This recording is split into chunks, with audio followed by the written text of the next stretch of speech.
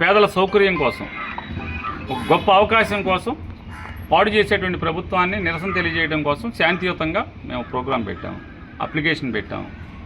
మేము ఇవ్వను అన్నారు, రిజెక్ట్ చేశారు, మైక్ పెట్టారు, మీరు వస్తే కనుక లోపలేస్తాం అది ఇది అని చెప్పని.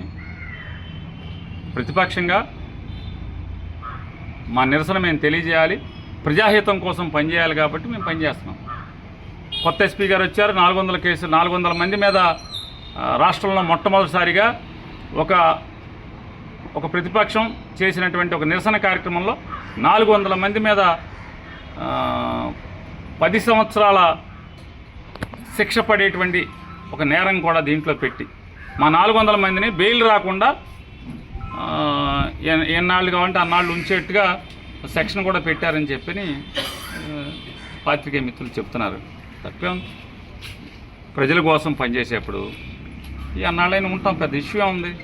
చంద్రబాబు నాయుడు, కొల్లు రవీంద్ర వీళ్ళు వాళ్ళ ఇష్టం చేసుకొని, ఇప్పుడు మనం ఏమైనా మర్డర్ చేసి బెయిల్కి ఎవరన్నా మా పొడి చేయండి, వాళ్ళని పొడి చేయండి, వీళ్ళని పొడి చేయండి అని చెప్పి మనం దొరికిపోయి వెళ్తే నామోషి పడాలి. కానీ అట్లా దొరికిపోయినోడే నామోషి పడినప్పుడు, ప్రజాహితం కోసం పనిచేస్తున్నప్పుడు ఏముంటుంది, నెల అయితే ఉంది, 2 నెలలు అయితే ఉంది, తప్పే ఉంది, నామోషి ఉంది దాంట్లో.